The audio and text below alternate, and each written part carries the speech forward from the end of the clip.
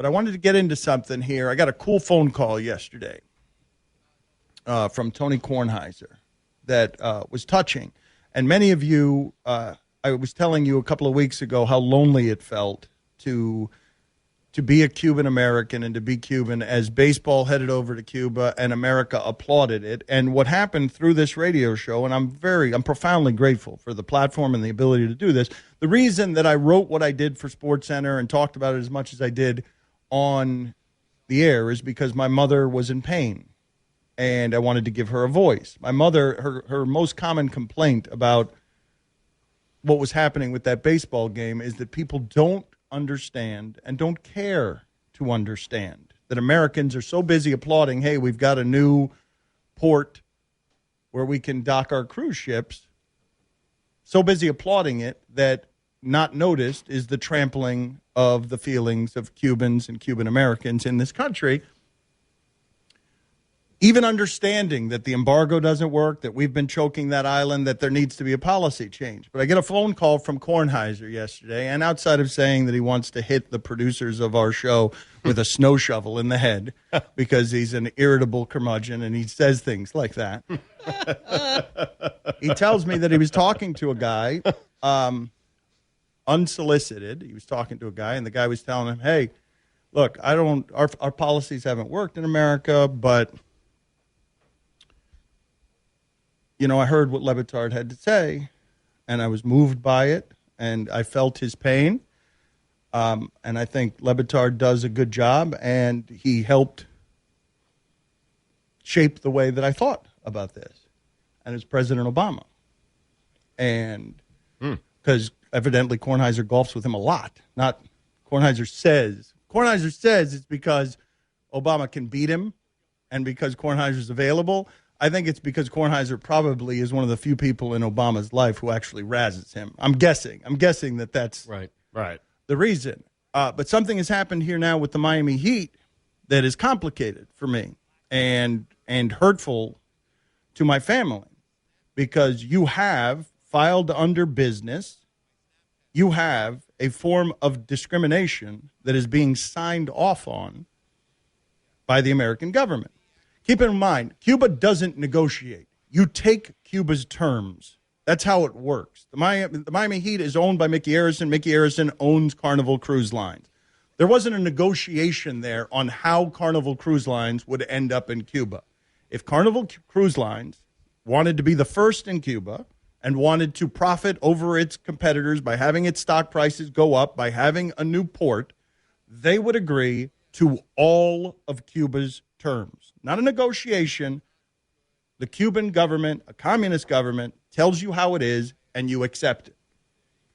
And what has happened here is my parents are being denied the freedom that other Americans have because they are not allowed to go on these cruises. Cuban Americans are not allowed.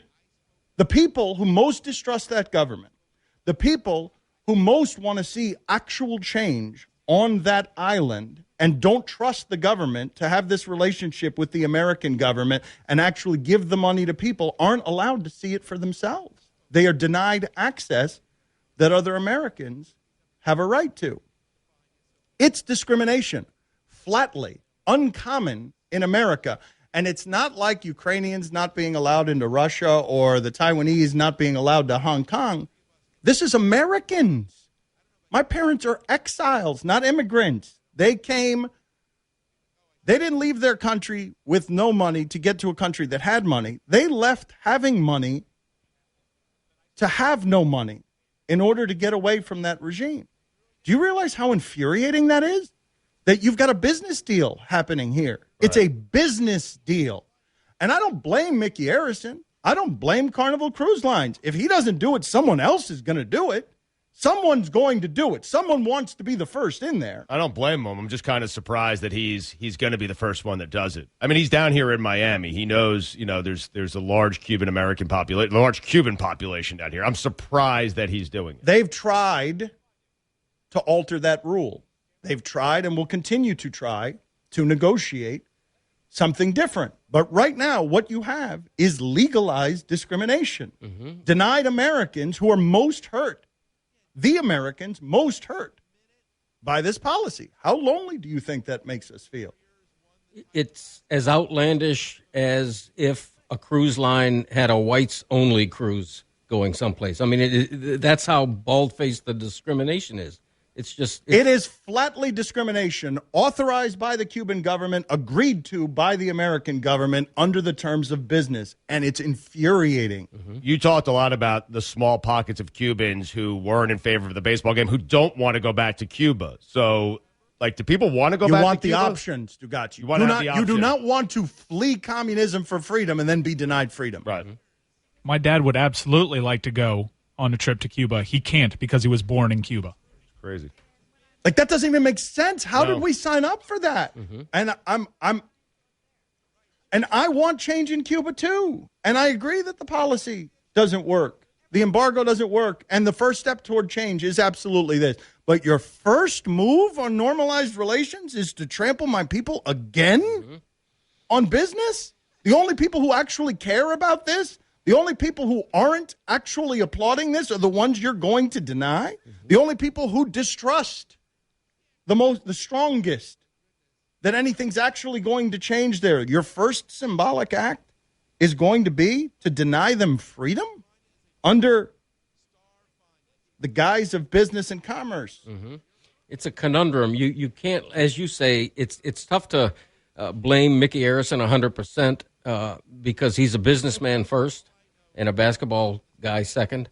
But, yeah, it just feels so wrong. It feels like there should have been some negotiation before we normalize No, but that's relations. the There thing. is no negotiation. That's the thing. That's the thing that I keep saying about this. This is not a negotiation. This is us kowtowing. Well, that's what I mean. There should have been some negotiation about stuff like this prior to us normalizing relations. This was a negotiation. This was it. They're allowed to go. Yes. And this is the term. This is the deal. Right. And this gets complicated for me, okay? Because I really like the HEAT organization.